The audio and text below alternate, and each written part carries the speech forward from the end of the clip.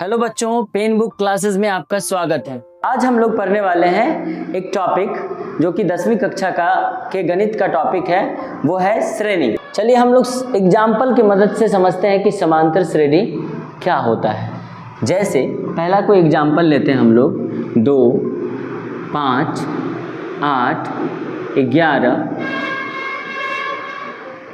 14 और इसी प्रकार से ये अनंत तक लिखी जा सकती है। अभी आप यहाँ पर देखेंगे कि यहाँ जो इस श्रेणी का पहला पद है वो है 2, इसका दूसरा पद है 5। आप ध्यान देंगे तो पहले पद में जब 3 जोड़ेंगे तो आएगा आपका दूसरा पद, दूसरे पद में जब आप 3 जोड़ेंगे तो फिर से आ जाएगा आपका तीसरा पद, तीसरे पद में जब आप फिर से 3 जोड़ेंगे तो आ जाएगा आपका चौथा पद, चौथे पद में आप अगर फिर से 3 जोड़ेंगे तो आपका आ जाएगा 5वां पद।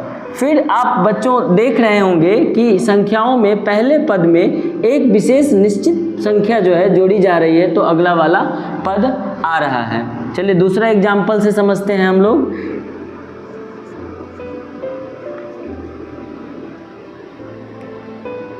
बत्तीस।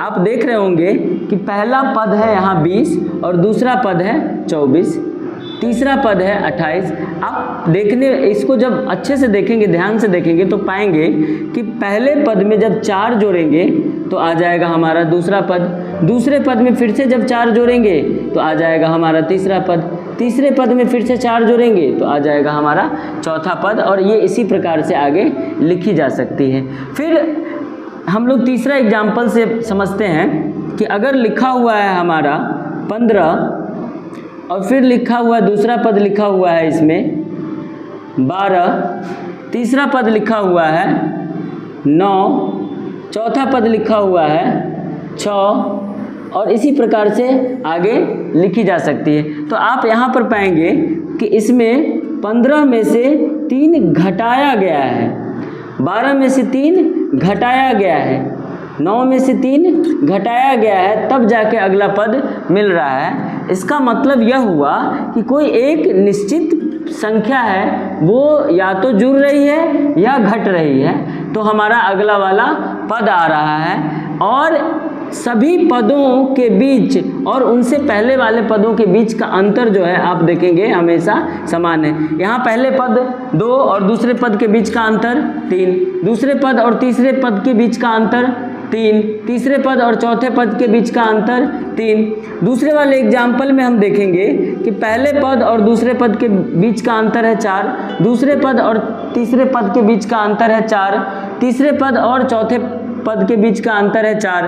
फिर तीसरे वाले एग्जाम्पल में देखेंगे हम लोग कि पहले पद और दूसरे पद के बीच का अंतर है 3, भले वो घटाया गया है लेकिन अंतर है 3। दूसरे पद और तीसरे पद के बीच का अंतर है 3, भले वो घटाया जा रहा है यहाँ पर। तीसरे पद और चौथे पद के बीच का अंतर है 3। मतलब आप देख रहे हैं कि पहले एग्जाम्पल में भी अंतर समान है, दूसरे एग्जाम्पल में भी अंतर समान है, तीसरे एग्जाम्पल में भी अंतर समान है। दोस्त, जब भी किसी श्रेणी में पहले पद, दूसरे पद, तीसरे पद, चौथे पद,